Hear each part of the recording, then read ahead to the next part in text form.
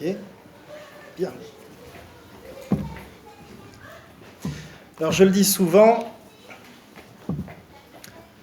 quand je prêche, je me prêche avant tout à moi-même.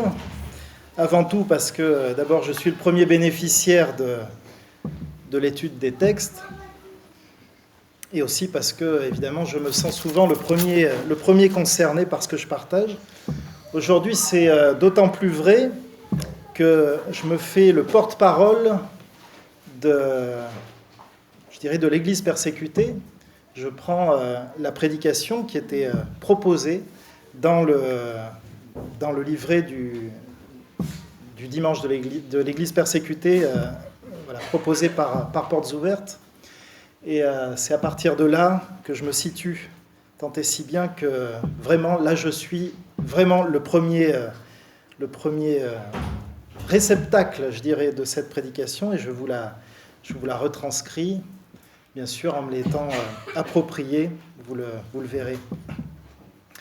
Cette prédication nous rappelle que les chrétiens sont appelés à vivre ouvertement leur foi. Et nous sommes privilégiés. Je pense que ce qu'on a entendu déjà jusqu'ici nous rappelle que nous sommes privilégiés ici en Occident, ici en France en particulier, pour pouvoir vivre ouvertement notre foi. Et nous sommes appelés à le faire. Mais même dans un pays libre comme le nôtre, on se rend vite compte qu'à partir du moment où cette foi-là déborde de nos murs, ici, le dimanche matin, déborde de nos maisons, du cadre privé, on commence à voir des tensions apparaître et des difficultés apparaître.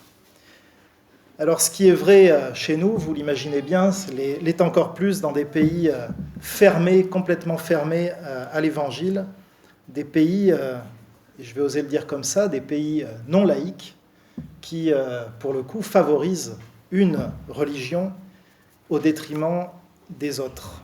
Dans ces pays-là, il n'y a pas la place pour pouvoir annoncer l'Évangile, en tout cas pas avec la liberté qui est la nôtre ici. Le récit de la toute première persécution contre les chrétiens dans le livre des Actes nous parle de cette difficulté à partir du moment où l'Évangile devient visible. Et on va aller lire ça, c'est dans le chapitre 4 du livre des Actes. Je vais lire le chapitre entier, mais avant je vais rappeler un tout petit peu le contexte, ce qui précède au chapitre 3. Nous avons Pierre et Jean, chapitre 3, qui vont au temple à l'heure de la prière, on nous dit. Et là, on porte un homme infirme de naissance qui était placé tous les jours à la porte du temple, où il demandait l'aumône. Et en fait, Pierre et Jean vont guérir cet homme au nom de Jésus-Christ. Et puis ensuite, Pierre va prêcher dans le temple. Il va dire au nom de qui cet homme a été guéri. Et on arrive au chapitre 4 qui nous dit « Tandis qu'il parlait au peuple, les prêtres, le commandant du temple et les Sadducéens survinrent, excédés de les voir instruire le peuple et annoncer en la personne de Jésus la résurrection d'entre les morts. Ils mirent la main sur eux et les placèrent sous bonne garde jusqu'au lendemain, car c'était déjà le soir. Cependant, beaucoup de ceux qui avaient entendu la parole devinrent croyants, et le nombre des hommes s'éleva à environ 5000. Le lendemain, leurs chefs, ainsi que les anciens et les scribes, se rassemblèrent à Jérusalem avec le grand prêtre Anne, Caïphe, Jean, Alexandre et tous ceux qui étaient de la lignée des grands prêtres. Ils les firent comparaître au milieu d'eux et leur demandèrent « Par quelle puissance ou par quel nom avez-vous fait cela ?» Alors Pierre, rempli d'Esprit Saint, leur dit « Chefs du peuple et anciens, puisque nous sommes interrogés aujourd'hui sur un bienfait accordé à un homme infirme et sur la manière dont il a été sauvé, sachez-le bien, vous tous, ainsi que tout le peuple d'Israël, c'est par le nom de Jésus-Christ le Nazoréen, que vous avez crucifié et que Dieu a réveillé d'entre les morts, c'est par lui que cet homme se présente en bonne santé devant vous. C'est lui, la pierre que vous, les constructeurs, vous avez méprisée, et qui est devenue la principale, celle de l'angle. Le salut ne se trouve en aucun autre, car il n'y a sous le ciel aucun autre nom donné parmi les humains par lequel nous devions être sauvés. En voyant l'assurance de Pierre et de Jean, ils étaient étonnés, car ils se rendaient compte que c'étaient des gens du peuple sans instruction. Ils reconnaissaient en eux ceux qui étaient avec Jésus. Mais comme ils voyaient debout auprès d'eux l'homme guéri, ils n'avaient rien à répliquer. Ils leur ordonnèrent de sortir du Sanhédrin et délibérèrent entre eux, en disant « Comment allons-nous traiter ces gens ? Il est manifeste pour tous les habitants de Jérusalem qu'un signe évident a été accompli par leur entremise. Nous ne pouvons pas le nier.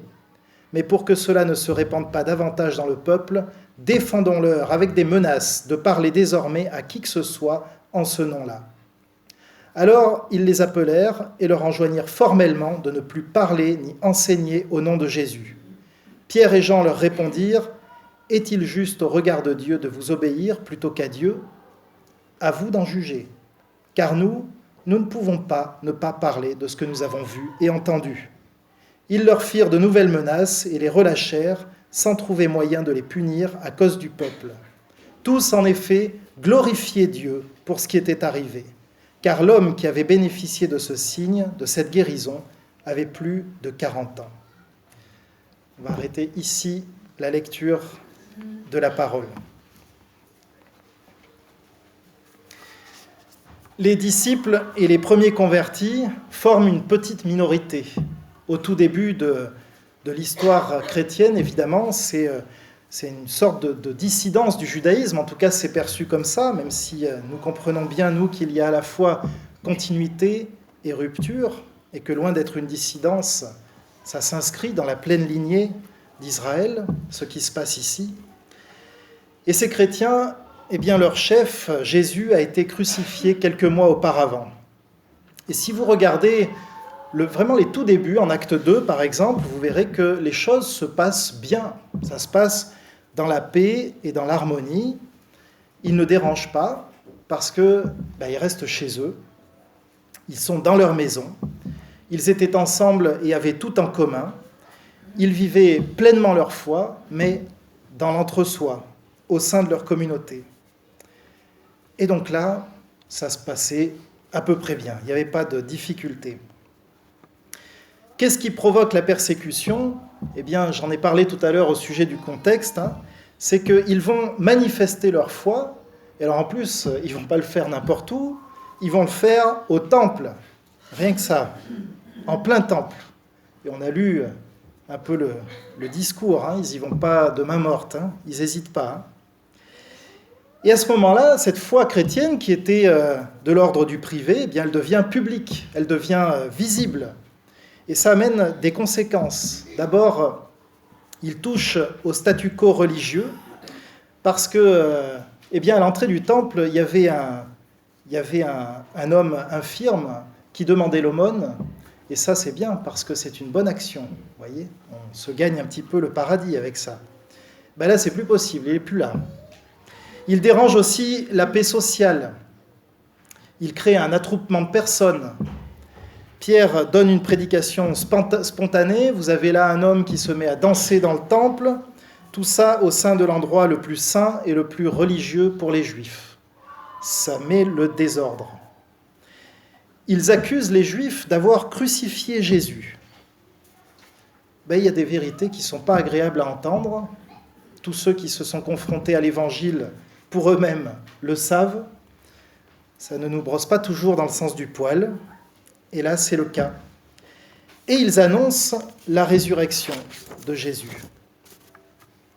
Alors, Pierre et Jean vont être arrêtés par plusieurs personnes. Ils sont arrêtés par les sacrificateurs, par le commandant du temple et par les Sadducéens. Pourquoi le commandant du temple ? Eh bien, parce qu'il dérange l'ordre public. L'Église est souvent persécutée par les dictatures qui ne supportent pas ceux qui dérangent l'ordre établi, en les remettant en cause et en ne leur obéissant pas totalement. J'ai là le témoignage d'un pasteur chinois qui s'appelle Wang Yi et qui, lui, risque 15 ans de prison en Chine pour avoir dérangé l'ordre public. annoncer l'Évangile dérange l'ordre public dans certains pays. Lui et son épouse sont responsables d'une église de 750 membres et les responsables de cette église s'attendaient à être arrêtés un jour ou l'autre et ça s'est passé le 9 décembre 2018. C'était un dimanche soir. Plus d'une centaine de fidèles ont été interpellés à l'église, mais aussi à leur domicile ou dans la rue. Pour la plupart, ils ont été libérés après avoir été interrogés, mais Wang Yi, le pasteur, et 10 responsables, eux, sont restés en détention. Le pasteur encourt une peine de 15 ans de prison pour incitation à la subversion contre le pouvoir de l'État.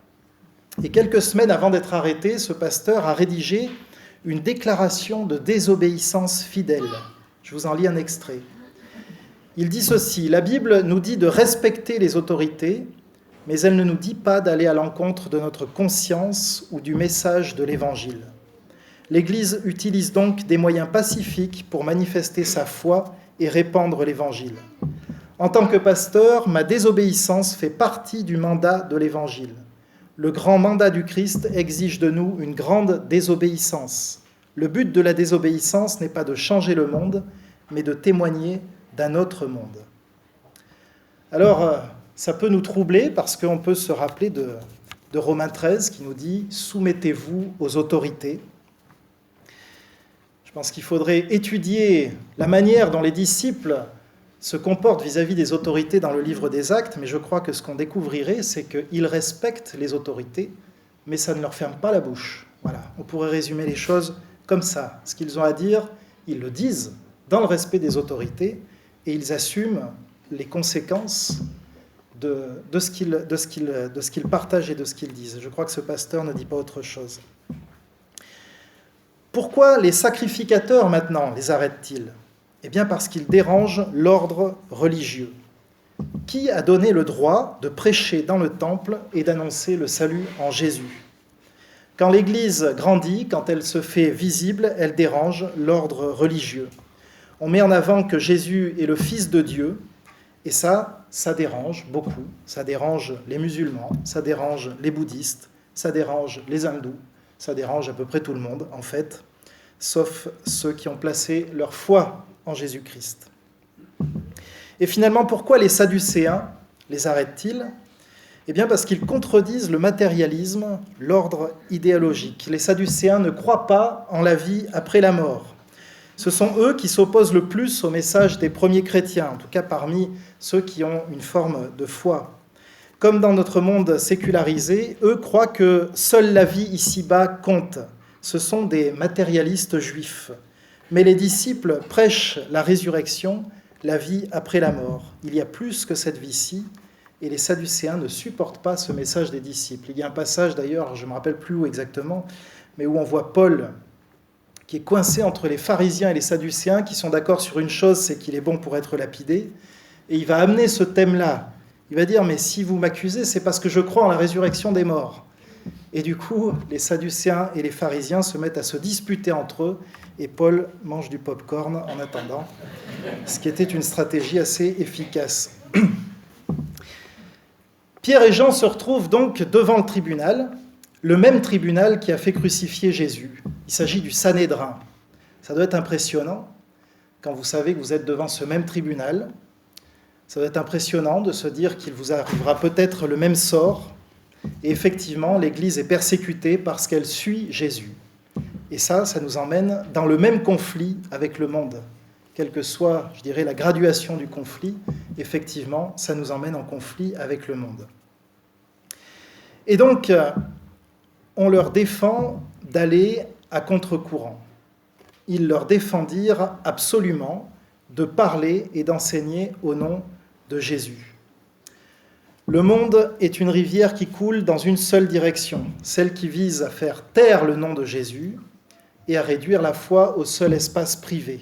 Il s'agit de ne pas déranger, de ne pas se convertir, de ne pas enseigner la vérité au monde.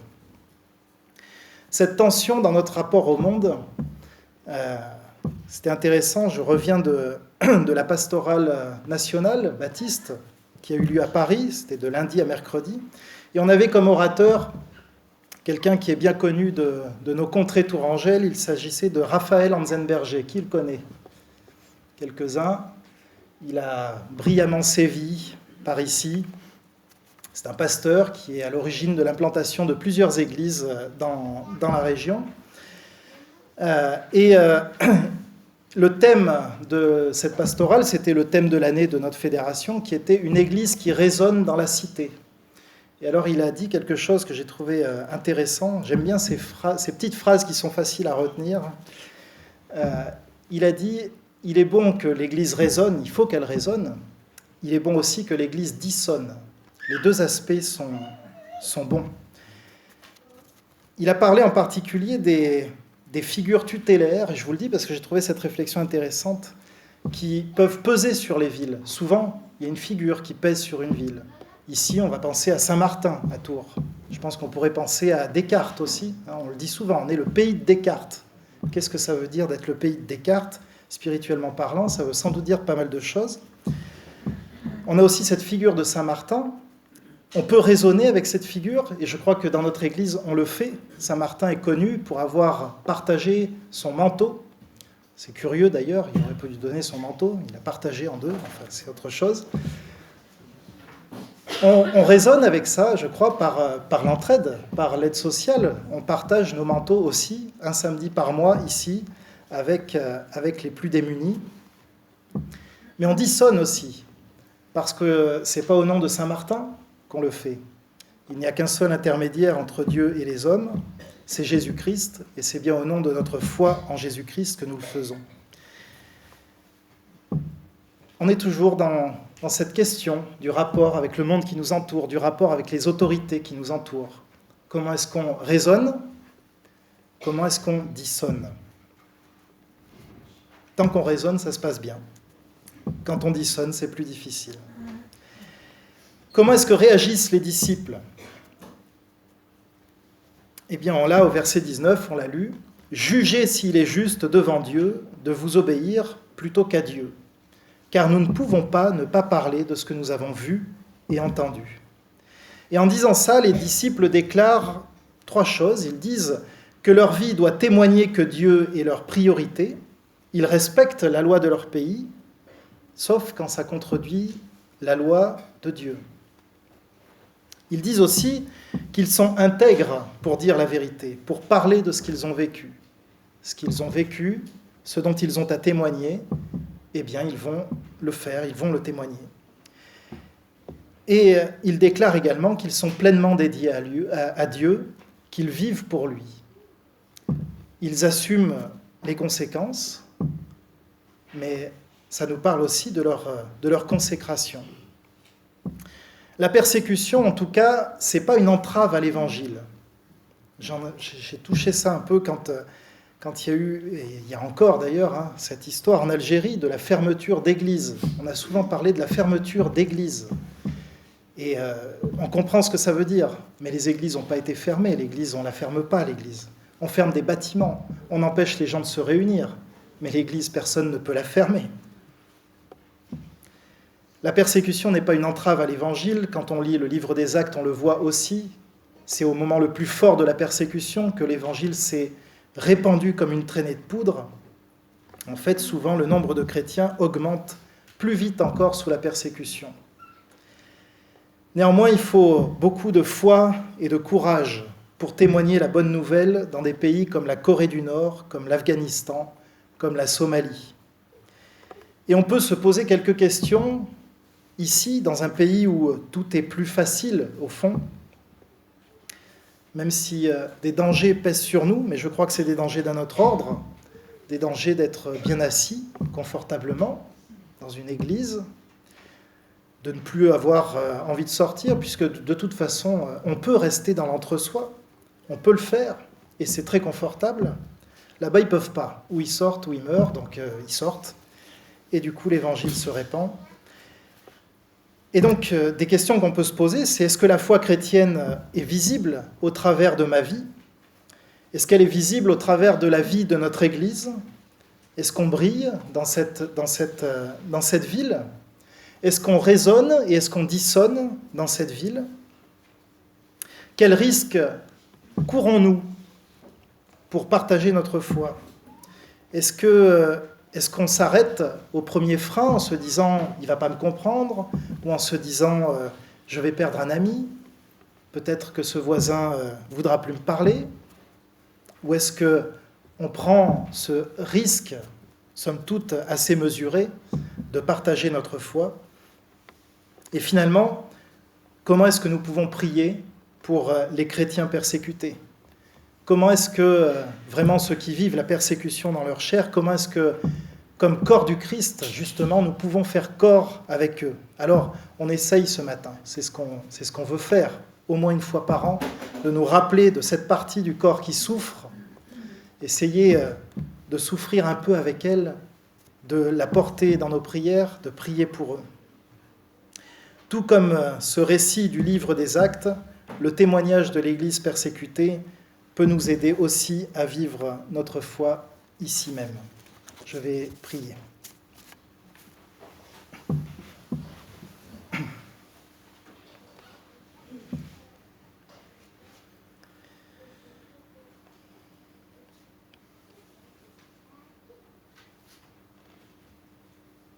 Seigneur, à chaque fois que nous nous approchons un peu de ton Église qui vit sous la persécution, dans des contrées plus ou moins lointaines, dans des pays où nous n'avons jamais mis les pieds, qui vivent des circonstances dont on ignore à peu près tout, Seigneur, nous éprouvons, je crois, à la fois beaucoup de compassion et en même temps un peu de honte, du confort dans lequel nous sommes nous-mêmes. Par contraste, un peu de crainte peut-être aussi, en se posant la question pour nous-mêmes, qu'est-ce que je ferais dans une situation pareille? Qu'est-ce qu'il en serait de ma foi? Et la vérité, c'est que nous ne pouvons pas le savoir parce que nous ne vivons pas ces circonstances. Alors, aujourd'hui, Seigneur, je veux simplement te prier pour que nous puissions vraiment prendre pleinement conscience du privilège qui est le nôtre. De pouvoir nous rassembler comme on le fait. De pouvoir mimer, comme on l'a fait ce matin, la situation en Inde. Mais chez nous, c'est un mime. C'est presque divertissant. Ça fait un culte différent. C'est sympathique. Mais ça nous rappelle des réalités qui ne sont pas du tout sympathiques. Nous voulons les vivre au plus profond de nous-mêmes, Seigneur. Nous voulons toucher du doigt cette réalité pour faire corps avec cette Église qui souffre, pour pouvoir te rendre grâce pleinement pour toutes les bénédictions qui sont les nôtres ici en Occident, pour également ne pas mépriser cette grâce en n'exploitant pas à fond toutes ces libertés que toi tu nous permets d'avoir dans ce pays, ces libertés auxquelles aspirent tellement de chrétiens dans le monde. Seigneur, nous devons reconnaître notre tiédeur et nous regardons cette Église aussi avec admiration, cette Église qui souffre, cette Église qui témoigne de sa foi, en sachant que ce qui l'attend derrière, c'est la prison, la persécution, peut-être la mort, mais qui tient ferme et qui continue d'annoncer ton évangile au péril de sa vie, Seigneur. Ça nous rend admiratifs. Seigneur, pardonne-nous notre tiédeur, donne-nous d'être davantage zélés, ce qui ne signifie pas faire n'importe quoi et n'importe comment, mais ce qui signifie en tout cas ne pas nous laisser enfermer dans nos murs par la peur, la crainte de ce que peuvent penser les autres, de ce que peuvent, de la manière dont ils pourront réagir. Nous savons que au jour, en tout cas aujourd'hui, Seigneur, nous ne risquons absolument pas ce que d'autres risquent. Et ils ont cette audace de la parole, Seigneur. Donne-nous de l'avoir aussi. Au nom de Jésus. Amen.